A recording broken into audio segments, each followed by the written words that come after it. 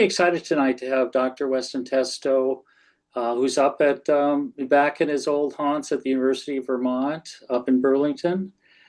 A real internationally known fern expert who's come up through the ranks really fairly recently in the past less than 2 decades, has made amazing contributions to botanical science in general, but especially to the world of fern diversity and evolution. I'm just going to talk about a couple of important papers that he's been able to publish. Some of them, this first one is just a two-author paper. A 4,000 species data set provides new insight into the evolution of ferns. It's been cited 320 times, which is quite an accomplishment for a paper that's not very old.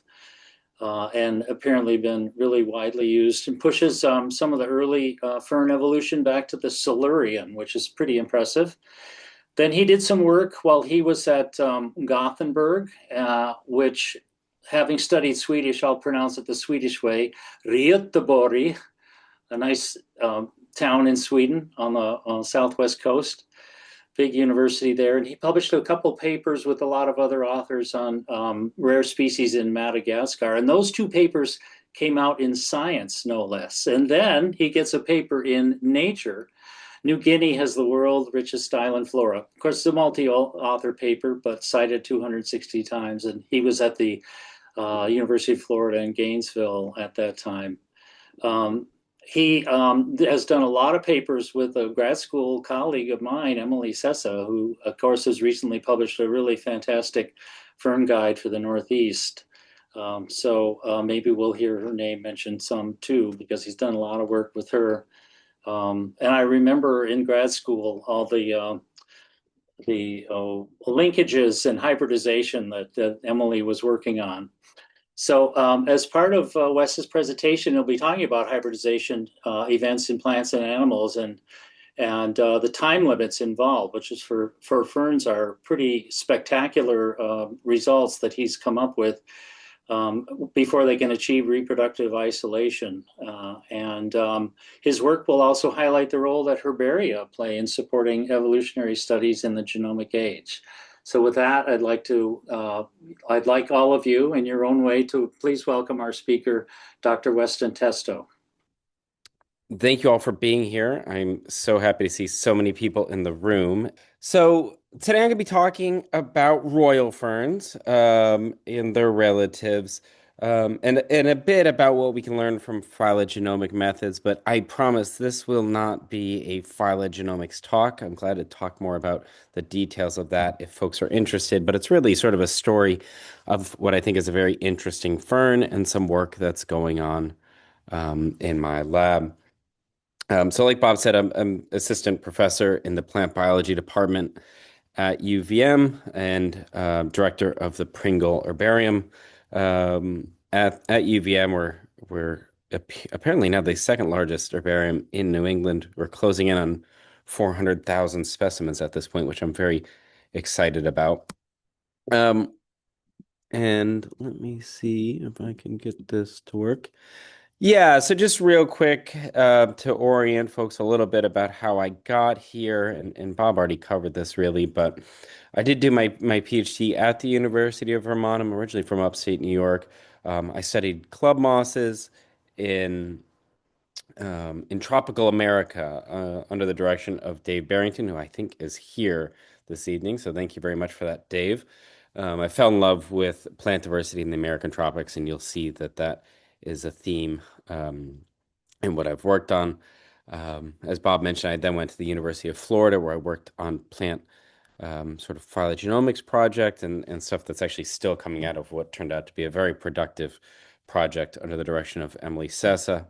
I then went to the University of Gothenburg in Sweden in 2020, working with Alex Antonelli and Daniele Silvestro on what was a really different direction for me, sort of extinction risk modeling, remote sensing, and thinking about rare species, using those approaches and using historical collections on the island of Hispaniola, so the Dominican Republic and Haiti, really remarkable part of the world with an exceptionally unique flora.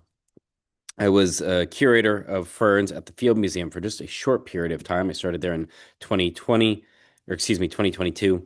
Incredible collection there. I had a great time, but it was shortly after I started there that this position where I am currently at UVM opened up, and I had for a long time been hoping to have the opportunity to come back to New England. And so when an opportunity like that opens up, one has to take it. So since 2023, I've been back at UVM as faculty in the plant biology department and director of the Pringle herbarium. So I wear a couple different hats there. And in terms of my research activities, I think this sort of sums up a lot of what I do. So I work mostly with ferns and with lycophytes, particularly in tropical America. A lot of this is working with specimens and using them in lots of different ways, whether that is taxonomic work or whether that's sort of genomic scale systematics work. Um, Rely on those a lot. And so I care a lot about collections and can't say enough about how valuable collections like these that we have are for all sorts of research and outreach, I think.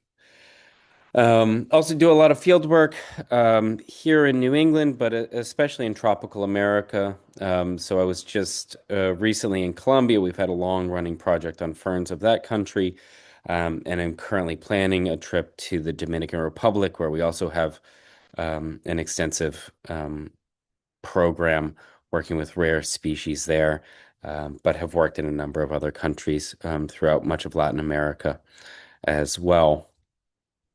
So here's a couple photos of folks in my lab doing different things. So I see some of these folks are in the chat here today, I think. So I'll kind of work from left to right here. There's Nico Zapato is a PhD student working with me. This is from fieldwork we did last year in Ecuador. That is a Lycopodiaceae. They get quite large in the tropics. And top center is Sarah Morris, a PhD student working with me as well. Those are some Polypodiaceae in the genus Pleopeltis, so the resurrection ferns, which get remarkably large down there. That is from Colombia. Top right's photo of me with some Phlegmariurus, formerly Huperzias, from alpine zones of Ecuador. The plant in the dead center on the bottom is a Etheriaceae, a lady fern in the genus Diplasium from the Dominican Republic. And in the bottom right, you can see we're quite content and completely soaked from doing fieldwork during our recent trip in Colombia. So lots of tropical ferns and lycophytes, but we also do quite a bit of work locally as well. So top left, third PhD student working in my lab, Nicole Phelan, is actually working on sunflowers of Eastern North America. So she's been driving all over the place collecting all sorts of interesting sunflowers. Bottom left's me last fall collecting Symphyiotrichum boreale, which hadn't been collected or maybe has been collected once or twice in Vermont in the last century or so. So it turns out to be extremely abundant locally, but kind of just a hard plant to track down.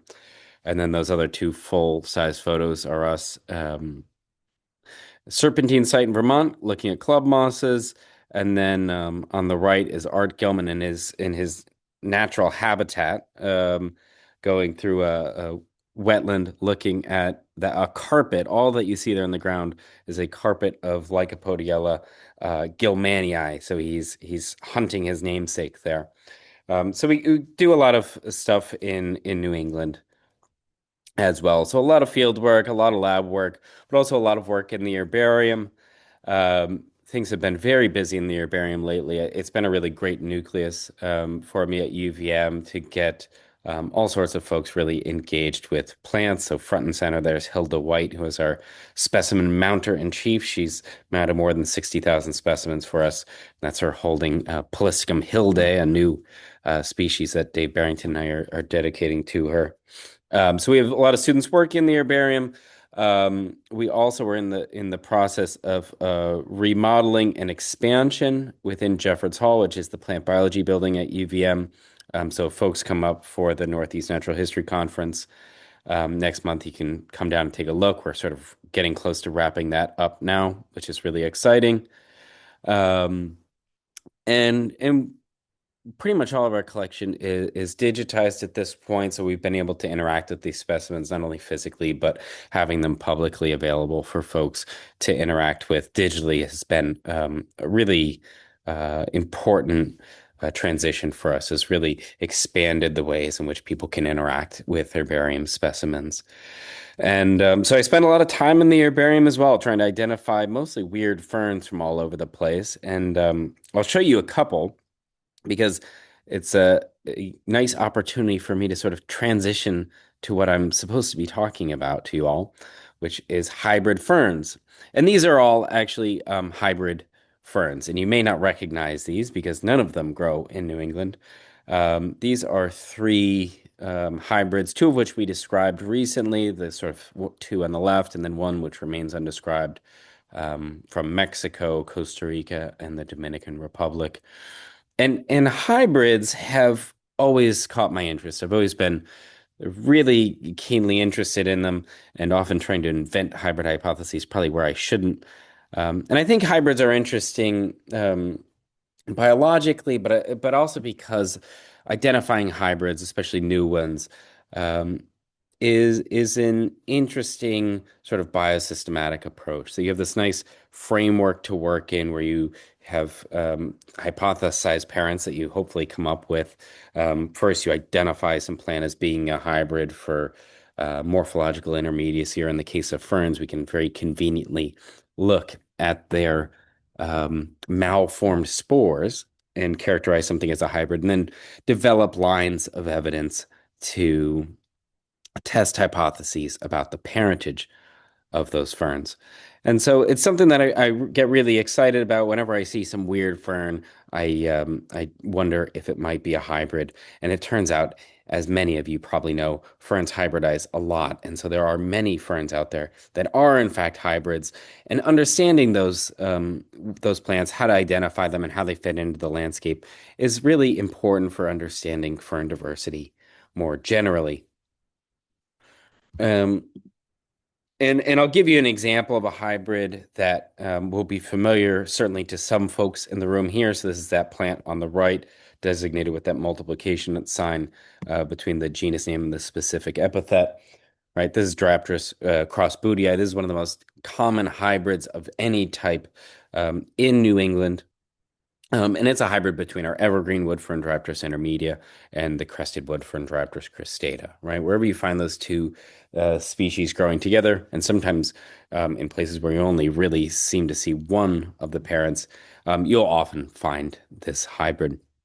And if you look at the leaf division of the plants on the left, you can see that the hybrid is intermediate with respect to that character. And that's something that's really nice in ferns is we have this remarkable diversity of leaf forms, and these hybrids are often remarkably intermediate with respect to their leaf morphology. So one can develop hypotheses about their parentage rather easily. And that is that's the case with a lot of ferns in our landscape. And it just to give us a little bit of an introduction to hybridization. I know folks are familiar with this, but to orient ourselves a little bit, what we're really talking about here is successful reproduction between two species, right? And what that represents evolutionarily, and why I think it's really quite interesting, not just as a sort of curiosity of nature, but as a really important biological phenomenon, is that it represents a breakdown of reproductive barriers. Right. And that's how you end up with something like a mule, right? Mules are sterile, but they are the offspring of horses and donkeys. And in a normal scenario, right, where we're not hybridizing, but you just have two parents of the same species, so parent one and parent two of species X here, with a genome designated as XX because these are diploid organisms. In this case, I have three chromosomes, one of which is a square, one of which is a triangle, and one of which is a star. Um, the gametes of each of these parents, right, are going to have one complement of those chromosomes present, right? So they're going to have one triangle, one square, one star, right? And when you have union of those two gametes, you have restoration of that entire complement there, right? And because those chromosomes are homologous, you get chromosome pairing, and that offspring is eventually able to produce its own gametes without problem and continue that lineage. When we get into the case of hybrids, this breaks down a little bit, right? So in this case, instead of having species X and species X, I have species X and species Y. Species Y on the right here now, you'll see I have the same chromosomes, the square, the triangle, and the star, but I've changed the color a little bit to indicate that these chromosomes are no longer just like the ones in species X, right? They are no longer really um, homologous. And normally reproduction just won't be successful here, right? Fertilization won't happen, or that embryo won't develop. But in cases where it does happen, you end up with a hybrid, right? And this is that mule is kind of dead center here. You have an individual with a genome that we could represent in this case by X and Y. And the problem here, that organism may be totally happy and goes through its life with no problem, just like a mule or just like that Dryopterus cross bootii that I showed a little while ago. But the problem happens when it goes to go produce gametes, right? That those are they're containing unequal complements of um, of chromosomes, or in the case of ferns, we don't even get to the point of producing gametes, right? We are undergoing meiosis in the sporangia. We're going to produce spores, and those spores end up being malformed because they're ending up with uneven complements of chromosomes. So you end up with an organism that is sterile, right? This is not news to us, but that's basically what we're looking at here. Right. And in ferns, hybridization is, again, it's not just some sort of curiosity here. Hybrids are a really important part of the evolutionary history of ferns. There's many hybrids out there, and hybridization in ferns is also often coupled with whole genome duplication, right? This process that we call allopolyploidy. So you have a sterile hybrid. And in some cases, that sterile hybrid is going to duplicate its genome and restore fertility. We actually have a really nice example of that in this photo here. So in the foreground, we have a hybrid, Asplenium cross ebenoides. That's a cross between our walking fern, which I think you can see in the background of this photo, and Asplenium platyneuron, the ebony spleenwort. This is a moderately common hybrid in Eastern North America. It's sterile. Um, but in one place in Alabama, there's actually the allopolyploid derivative of this hybrid. And it's fertile. It's reproductively competent, produces normal spores, and there's a single population of that, but it's completely happy. Taxonomically speaking, we give that plant a different name because it represents an evolutionary distinct lineage.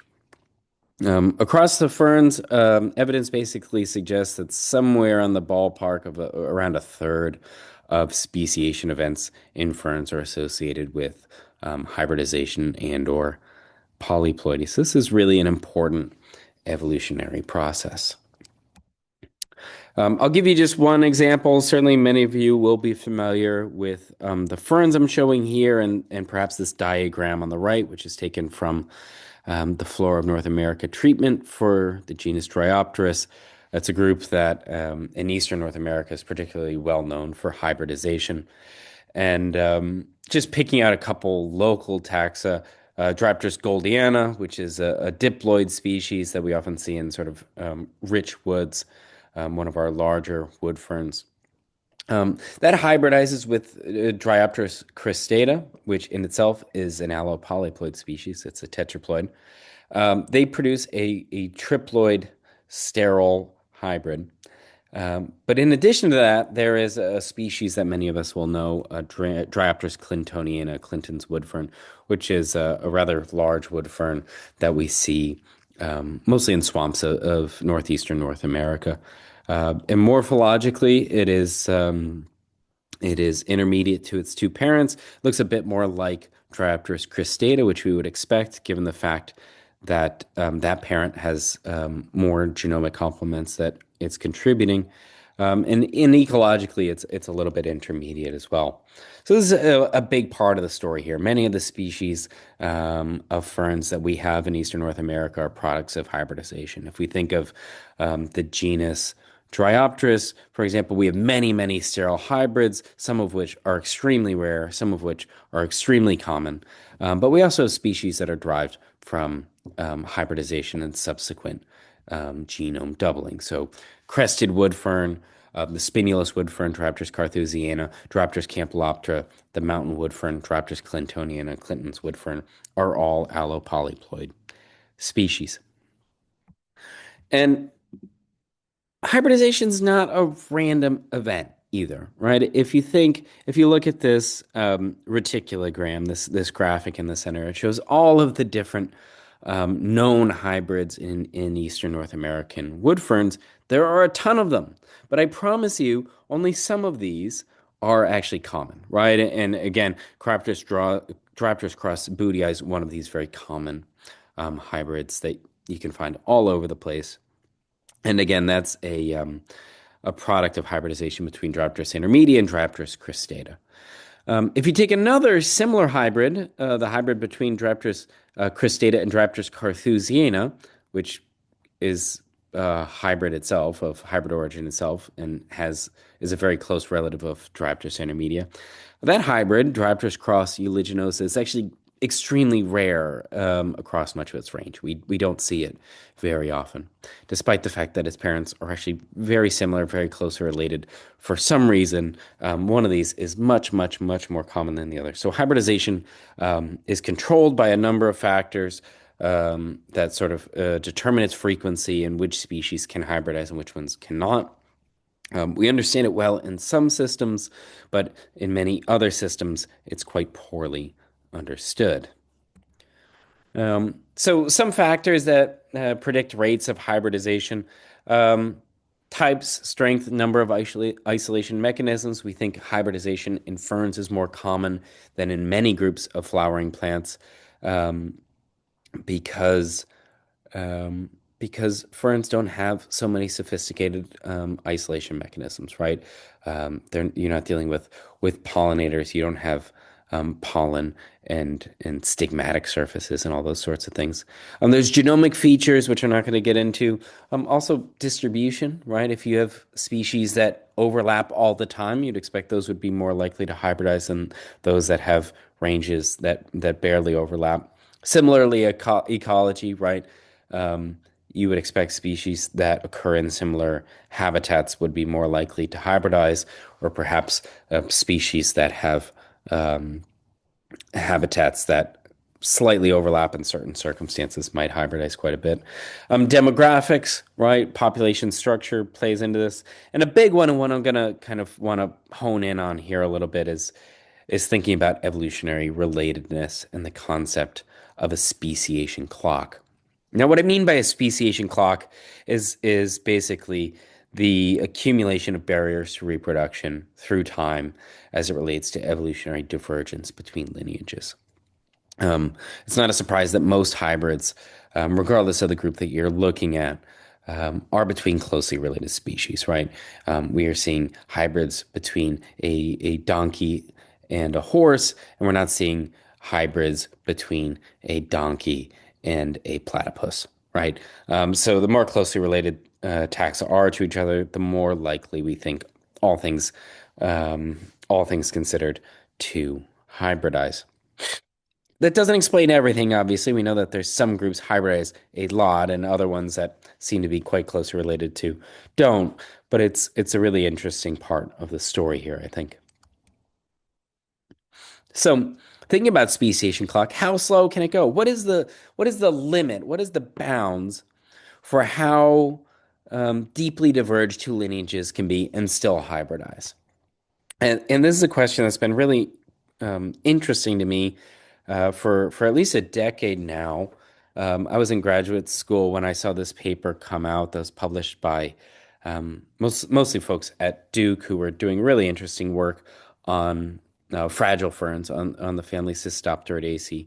And they reported a natural hybrid from Europe between Cystopteris fragilis, so a species that's familiar to many of us, and Gymnocarpium diopterus, so the oak fern.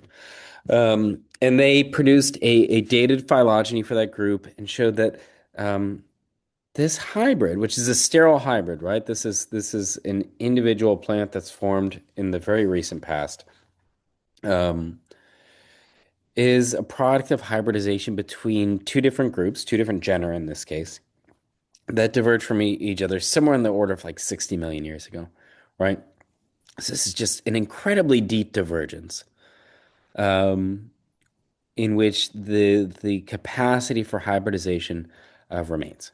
Now, this is a very rare hybrid. It's only known from one place, as far as I know. Obviously, those two species overlap and have really extensive ranges.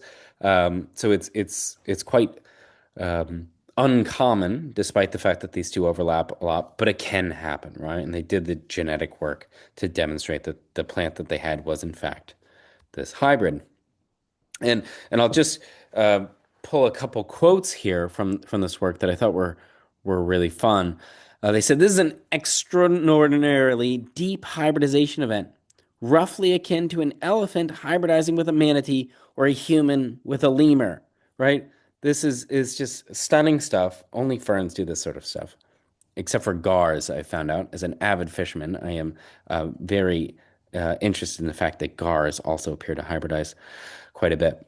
And they also say, to the best of our knowledge, the formation of cross cystocarpium, right, which is this Notho genus, is the deepest natural hybridization yet documented in plants or animals, and provides a new upper limit for the length of time it may take before reproductive barriers are complete. I read that, I was blown away, and then I thought about it a bit, and I said, "Is it really?" Um, and that led me to what we're going to talk about for the rest little bit of this talk, the family Osmondaceae, the royal ferns. This is a family of about 23 to 25 species. Species concepts in the royal ferns have changed a bit. You may see some names that you may not be totally familiar with here, and somewhere between 3 and 6 genera. For the purposes of this talk, I'm going to talk about our royal ferns in the genus Osmunda, but many of you will be familiar with the fact that some of our taxa have been segregated out into other genera. I'll mention that when we get to them. This is a family that's worldwide. It's mostly temperate and subtropical.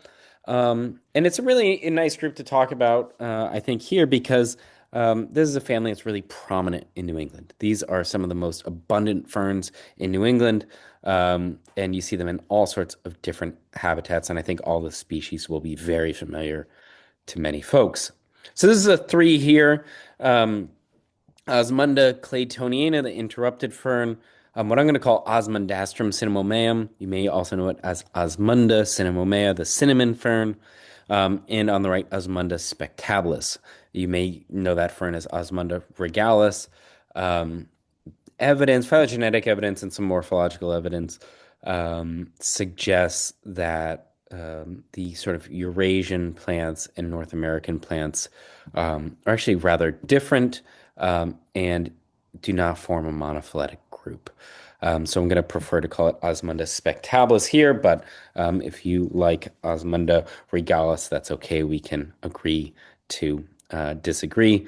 Some of you may have also seen the name Claytosmunda used for the interrupted fern, but I'm sorry, the name Claytosmunda claytoniana, while perfectly valid and perhaps a good idea, just bothers me, so I'm going to ignore it for the purposes of this talk. And then the last little bit here, and this may raise some eyebrows, is this family is known for having nearly no polyploidy. There's one polyploid species that's known, and very little evidence for hybridization. This is not a group that hybridizes all the time. So you may say, Wes, why are you talking about this after having just talked about hybridization in the family Cystopteridaceae, which is a group that's very well known for hybridization? And it boils down to this very interesting taxon, which has close ties to New England. This is Osmunda crossruggii, named for Harold Goddard Rugg, who was a librarian at Dartmouth and a major fern aficionado. Um, And this hybrid was, Mr. Rugg was very interested in this plant. He was very interested in ferns of New England generally. In 1940, Rolla Tryon from Harvard, so lots of New England connections here, um, described described this plant, which was known originally from a plant in Connecticut. It was cultivated at Dartmouth. The plants that Rolla looked at. Um, population ended up being lost.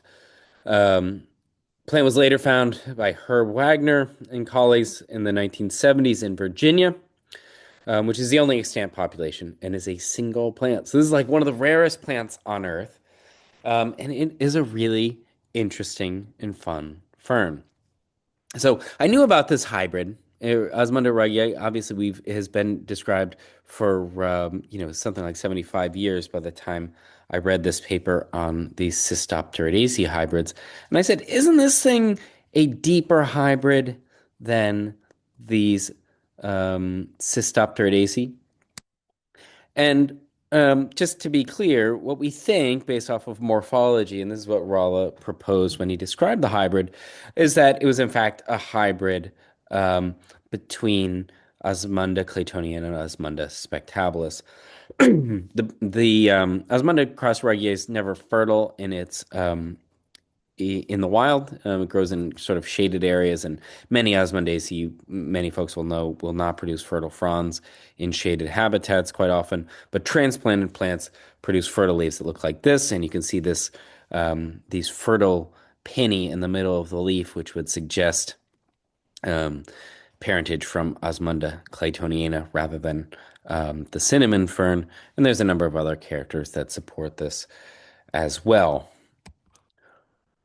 And what made me think about this possibility that if there were any fern that was going to really be the deepest known hybrid, and by deepest known hybrid I mean the hybrid between the most deeply diverged lineages of anything on Earth, it should be this, right? And the reason why I think that is there's just an incredible body of evidence from paleobotanists who have studied this family. Osmundaceae really well represented in the fossil record. This is a group that goes back over 300 million years. And there was this incredible paper came out right around the same time as that Cystopteridaceae paper that I mentioned, where folks had such high quality fossils of an Osmundaceae stem, which is what you see here. And these practically look just like if you ripped a royal fern out of the ground right now and chopped its stem in half. They were so well preserved that folks could actually measure the nuclei of the cells. And they measured the nuclei of the cells of this fossil. They did it to living plants. And they were basically able to demonstrate that the nucleus size and estimates of genome size were practically identical over the course of 180 million years. So that was just really exciting work, and said, man, maybe these things really haven't changed very much, especially when taken in conjunction with all the other fossil records that we have that show that the whole body plan of these ferns has changed minimally over really, really deep time. And so I figured if morphologically they look like they did 180 million years ago, and the nucleus is the same size, this is all evidence that perhaps these ferns are in fact this Osmunda regia is, in fact, a really exceptionally deep hybrid. Um, and I know we have tons and tons and tons of cinnamon fern and interrupted fern and royal fern here in Eastern North America, but that is not the whole family. I do want to point out that there is quite a bit of really interesting diversity around the world, especially in the Pacific and in East Asia. There's some phenomenal Osmundaceae that we do not have here. So just to expand everyone's concept of this family a little bit. And so to circle to the kind of main point of what I was interested in here is that question, is this really the deepest hybrid in the world? And there's a couple kind of sub points there. First off, is Osmunda crossregia really a hybrid?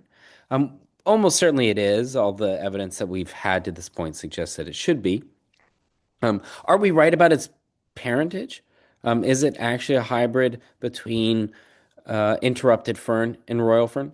Probably. Again, evidence seems to suggest that, but we don't have any DNA-based evidence to support that to this point. And then the really tough question, which I'll let you know we don't fully know the answer to yet, is how long ago did they diverge? For a variety of reasons, this is a really tough question to answer. Um, but we have good folks on the case.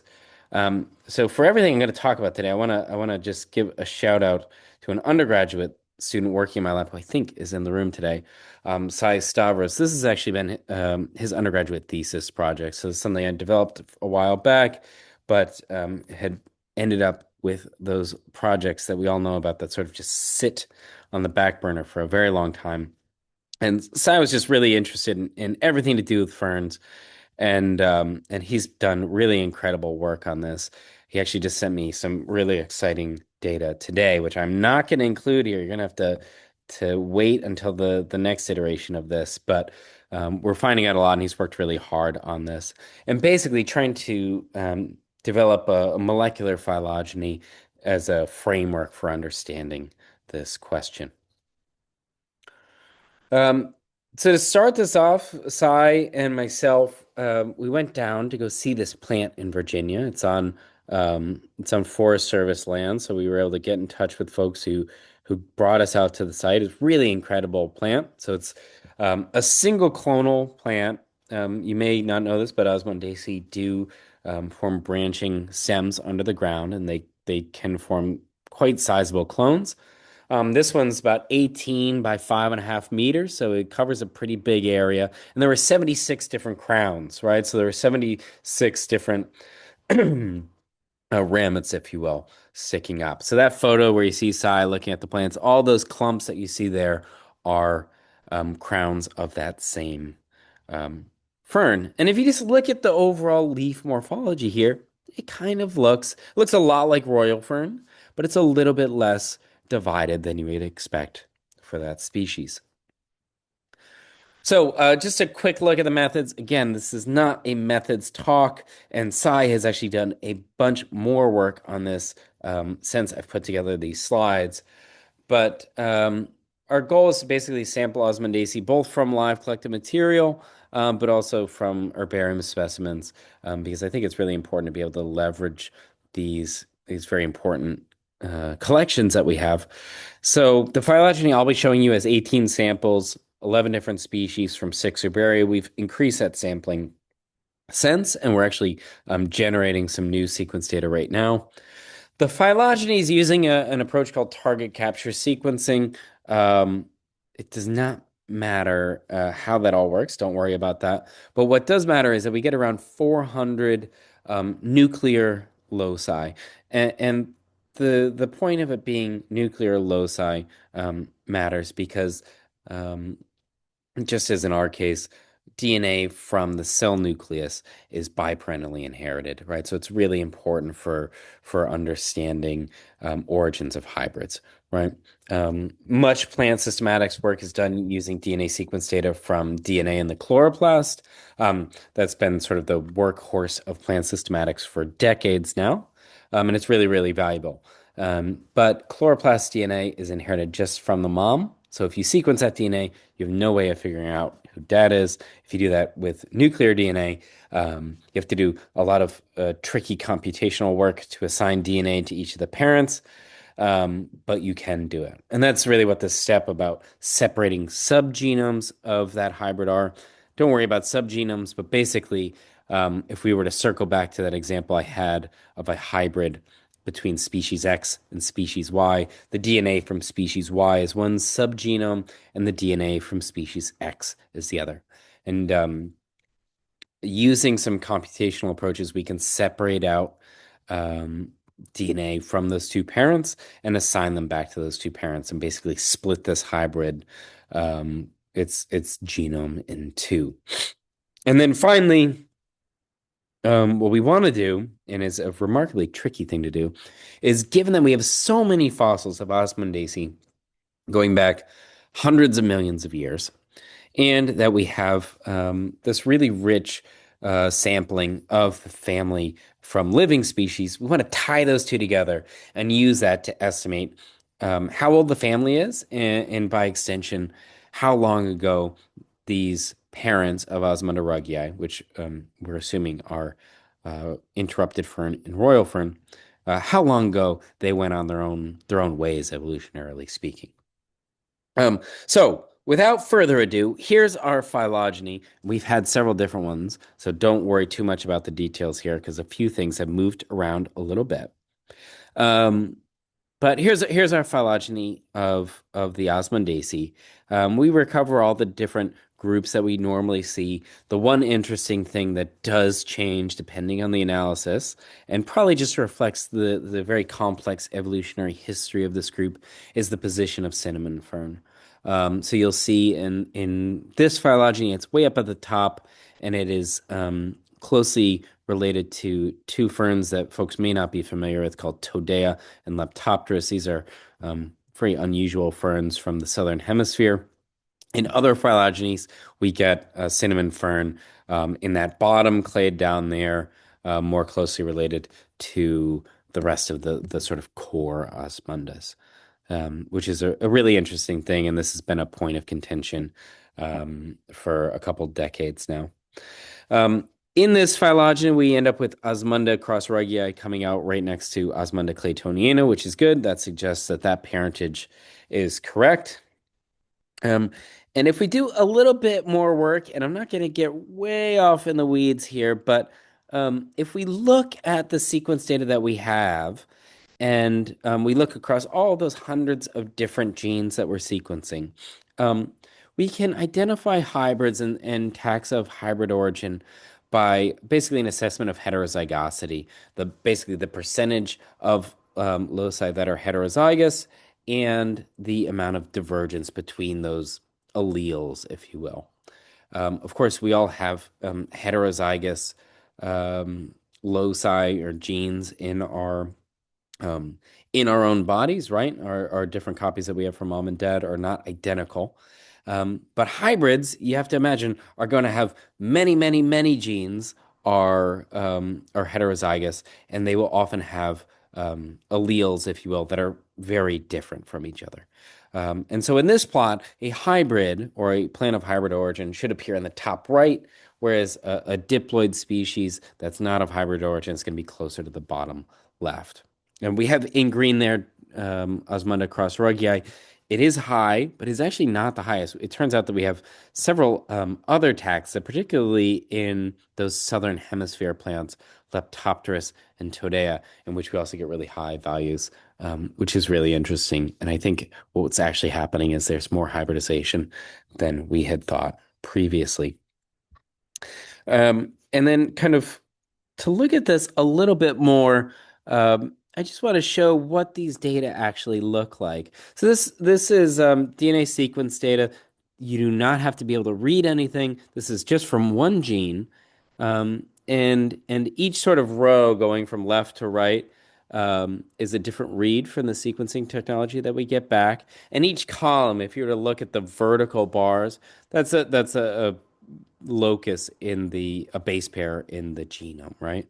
And what's really interesting, and this is from Osmunda crossruggii, is if we look here, you will see that there are numerous positions in which you have two different colors there, and those colors are different base pairs, your A's and your T's, your C's and your G's. And what we find is that we have many, many, many sites in which half of the DNA that we're sequencing comes back, let's say, as an A, and half comes back as a C. And we're getting way more of that than you would expect just for having your typical sort of heterozygous outcrossing individual. Just have a huge portion of the genome is heterozygous. And if we were to zoom in a little bit, and this is an actual example, I've just sort of teased it apart here. If you were to look on the top, if we had a sequence of Osmunda spectabilis, right, our royal fern, and it's GACTA. At that same position, the interrupted fern down at the bottom would be TACTA, right? So there's a difference in that first position. When we go and we look at the DNA that we sequenced from Osmunda crossruggii, we get both of them, right? So that's really strong evidence here that there is hybridity and that those are, in fact, the parents, because we do this across hundreds and hundreds of different genes. So you piece it all together and you just get these huge blocks of data that support this origin here. Right. And again, I don't want to get way off into the methods here, but when we go and we take those DNA sequences that we get from Osmunda cross ruggii and we match them against all of the other species that we have in our tree, a huge majority of those DNA sequence reads are going to interrupted fern and they're going to royal fern, much more so than we're seeing for any other species of Osmunda or Osmundaceae in our phylogeny. So it's really strong evidence in this case that the parentage that was inferred off of morphology of Osmunda cross ruggii being a hybrid between Osmunda spectabilis and Osmunda claytoniana is in fact correct. So good news, right? Osmunda cross ruggii is a hybrid. We think it is Osmunda spectabilis cross Osmunda claytoniana. What about this question of is it the world's deepest hybrid, right? That's the big headline that I'm excited about. Well, we're still not quite sure.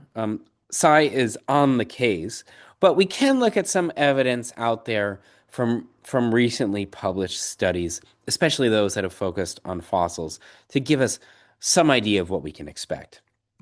And this is a really nice paper that uses a ton of fossil data. This was published about a decade ago, and looking at evolutionary relationships of both living and fossil Osmundaceae through time.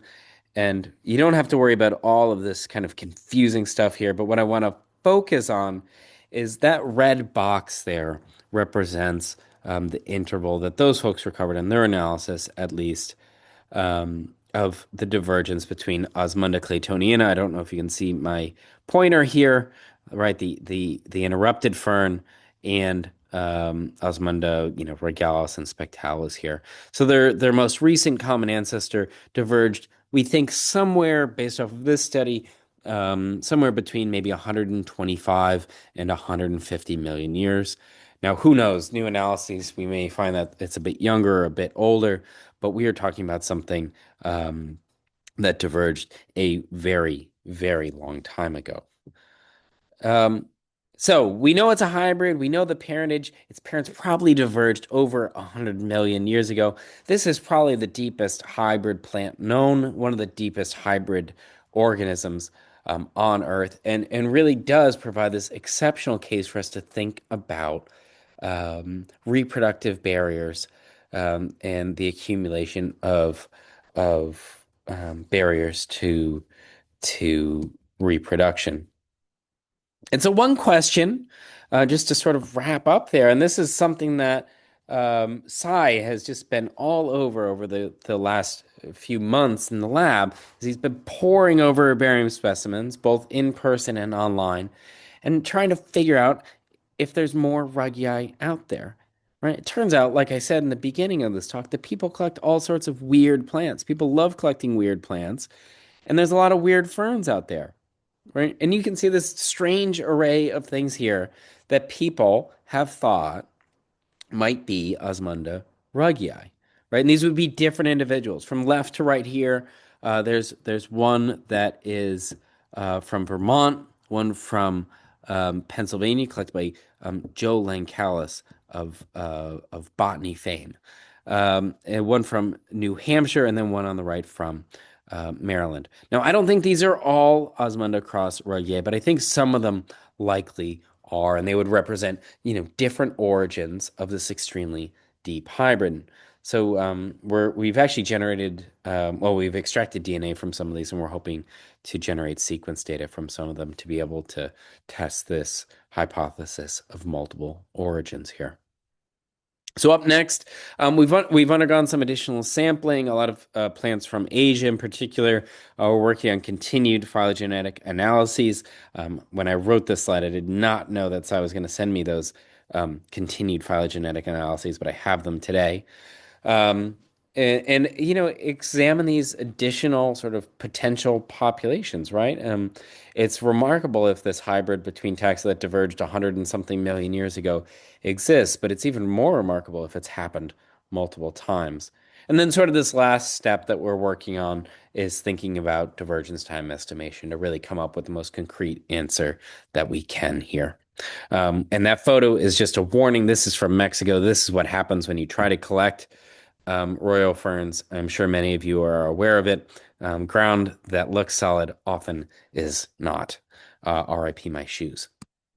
So with that, thank you all. Thank you folks here at NEBC for listening me chat about ferns for so long. It's a huge thank to Bob and Sarah for the invite and for helping everything get set up and the flexibility with the logistics here.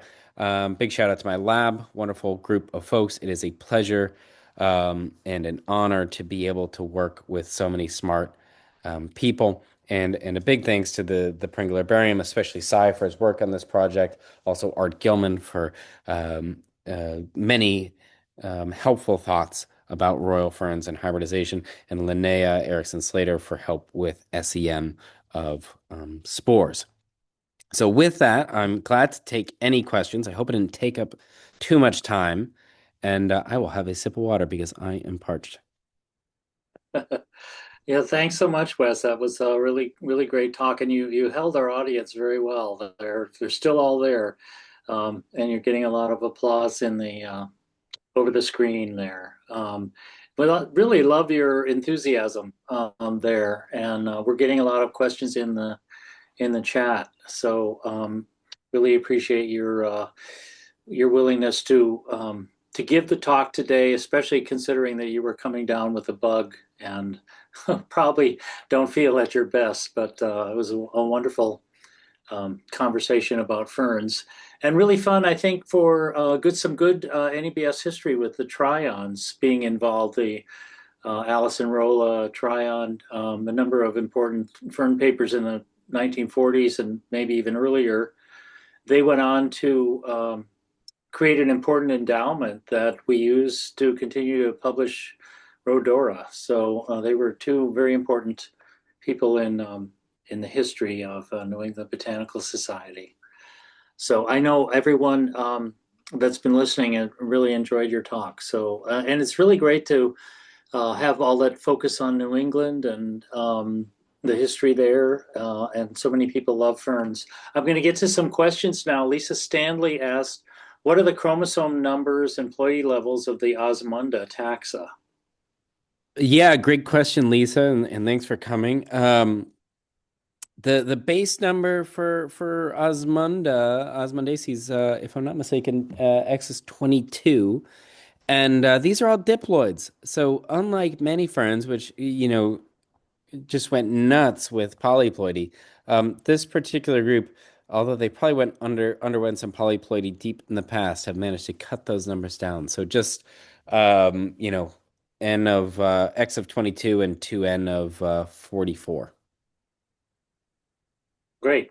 And Matt Charpentier wonders if you've heard of the report of a potential Osmunda hybrid in Yeah, Massachusetts I 2019. remember this. I have this conversation with Robin about this many years ago. And the problem is I've gone through so many email accounts over the years that it's hard to track some of these down. I would love to circle back about this. So Matt, if you want to follow up, if you have any info about this, I'd love to hear about it. I do remember this conversation. I remember seeing a plant at some point and maybe size on top of this. He's always tracking these things down. But um that one would be something we'd love to go take a look at. Yeah, love to hear more, Matt. Yeah, Matt says he has more information he can Deep send. intel, I see. That is very exciting. Yeah. And Alice Shorey would ask, how common is it to find royal ferns with a leafy section above the fertile portion? I've seen this in Rumney, New Hampshire, but just assumed it was an odd one. Yeah, these pop up sometimes. And that's part of the challenge here, and in many cases with ferns, that occasionally you just get a weird plant or a weird leaf. Sometimes you'll have even locally a sort of a weird clone, and to distinguish a sort of teratological oddity from a hybrid can be really challenging. And so I think the key there is to sort of try to look at the sum of evidence altogether, and look at it in that broader context. So always glad to look at photos, but I think it is something that happens. Certainly not often, but there's more than a few unusual royal ferns out there. Yeah. And Mao Lung Wang would like to ask, is it possible to experimentally make the hybrid between the two tentative parents? And let me add on to that. Would you do that through the gametophyte stage, or how would you do that? Yeah. Yes, this was another thing I was very eager to do last spring, and I told him to hold off because he was gonna have his whole career stuck with this fern. It is a great question. There is, another New England connection, Ed Klukowski, I think still at UMass Amherst, who published some really, really groundbreaking papers on fern genetics, mostly in the 60s. Um, has a paper in which he mentions creating this hybrid and several other Osmondaceae hybrids in the lab. I haven't seen mention of it elsewhere. I know other folks who are experts in fern gametophytes and hybrid ferns have never been able to produce this hybrid, but I would love to follow up with Ed Klukowski sometime. So yes, it is possible. The way that it is done, and there's a long tradition of people making hybrid ferns in labs, is to sow spores, get gametophytes of two species, grow them in proximity to each other. And the really fun thing, if I can indulge myself a little bit, is that some fern species um, produce pheromones that are called antheridiogens, in which a female gametophyte, right? Because the phase of the life cycle in which ferns are having sex is the gametophyte life phase, and those are free living in ferns and in lycophytes. And so there are some ferns that produce a pheromone that will induce neighboring young gametophytes that are, asexual at that point to become male to presumably ensure reproductive success. And so the ideal way to get this would be to have a female gametophyte of one species induce a bunch of the other ones to become male, and then throw them all together, splash some water on there so that the sperm release, and then let them have fun. Wow. It's That would be yeah, salacious. that would be cool. Yeah. Um, Maybe we'll do that, a lab experiment It'd be very with fun. yes volunteers. Um, and George Hoffman would like to know if you encounter aneuploid, I'm not sure if I'm saying that word right, Yeah. aneuploid lineages derived from polyploid species. Yeah, so right, so aneuploidy, for folks who might not be familiar, is this idea of instead of polyploidy being, genome duplication, where you go from being diploid to tetraploid, let's say going from having 10 chromosomes to having 20, an aneuploid series is loss of single chromosomes. This often happens in many groups, especially in flowering plants, following whole genome duplication. So you go from having 10 chromosomes to having 20, but then you drop down to having 19 or 18 as parts of the genome just get shed through time. There's a variety of mechanisms by which that can happen. If you end up having a whole extra set of chromosomes, it's not such a big deal to lose some, is the idea there. That does happen in ferns. There are that's those sorts of series of numbers, but it appears to be less common than we see in flowering plants. So ferns play by a little bit different rules with their genome. That is why we see such high chromosome counts in so many ferns, right? The highest chromosome count of any organism on Earth belongs to a fern. I will point out the one really fun thing. Ferns, unlike flowering plants, are homosporous, right? They produce one kind of spore. Um, and that is not the case with flowering plants. But we do have some ferns which are heterosporous, which basically behave more more like a flowering plant in some ways in terms of their reproductive biology and their life cycle. And those heterosporous ferns actually have quite low chromosome numbers that are very close to those found on average in flowering plants. So there's something really interesting going on there. Wow. I have a couple questions myself. A simple one might be, has a newer uh, genetic sequencing technology really aided your work? And do you have access to that? And what are some of the Yeah, main, no, go ahead, sorry. what do you, there's a lot more whole genome going on now. What is it that you use? Yeah, so there's lots of different approaches here. What we've used for the most part in our lab has been what we call target capture. Sometimes people call it target enrichment sequencing. Um, we're not so much into sort of whole genome sequencing. What we're focusing on is, again, several hundred different loci, which I'm using that in place of a gene just to be a little bit more generic there. But we're talking somewhere in the order of several tens of thousands to perhaps a couple hundred thousand base pairs of DNA. So it's a lot of data, but it's not a whole genome. And it really has changed the game quite a bit. So when I did my PhD, I had, I think, seven chloroplast loci. I had to do all the PCRs by myself in the lab. It took forever. It was a huge amount of lab work. And I ended up with, maybe 2,000 base pairs of DNA, right? And so now I'm getting, 100 times that amount. Um, and the fact that we're getting this nuclear DNA, which is biparentally inherited, is really powerful because that is allowing us to examine hybridization in a way that was possible before, but it was a lot more work. It was really labor intensive, and frankly, it was actually quite a bit costlier, especially when you count in human hours. So we're getting a lot more power to sort of tease apart evolutionary histories, but it has also required a new approach to how we analyze the data. We're dealing with a lot more data than we did before, and some of the analytical approaches that were kind of core to our toolbox even 10 years ago aren't able to deal with those data. Right, great. I want to finish with one really much more broad question. And how would you attribute the general, and this is maybe a difficult and too broad question, but how would you attribute the general success of ferns on the landscape, considering they're so old and so many more flowering plants, and then wind pollinated plants like grasses and Right. sedges, quite new and have conquered the world in the past 20 million years, and yet still ferns are everywhere and doing really well, and people love them. So how would you um, how would you account for that in general?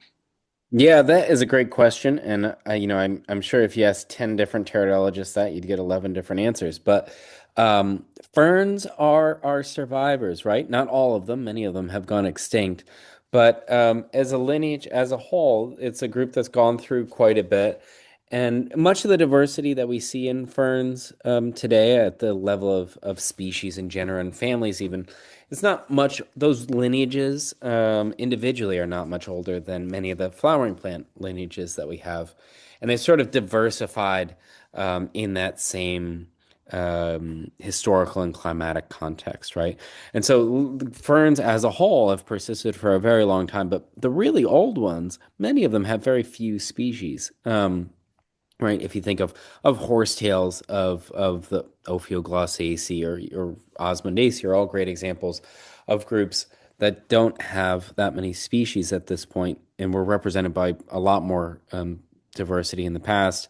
With that said, um, you don't have to have a lot of species to be successful, right? And one look at cinnamon fern is a great example of that. This is something that has a huge range, dominates a lot of different landscapes. So success is a tricky thing to pin down, and ferns have done a very good job with it, I think. But I think it is good to have that note in mind that many of these lineages are in fact quite young. If we look at a group like the Polypodiaceae or Spleniaceae or Dryopteridaceae, those are mostly fairly young groups that have diversified quite rapidly. But ferns are able to persist, especially in rather wet places. They do quite well, and they are nothing if not great at dispersing, right? So they can get to all sorts of different places, and when the conditions are right, they pop up there. And I think you could argue that having this radically different approach to life, right? Having independent gametophyte and sporophyte life stages um, gives them a totally different approach to making it out there in the world. Thank you. Really interesting answer.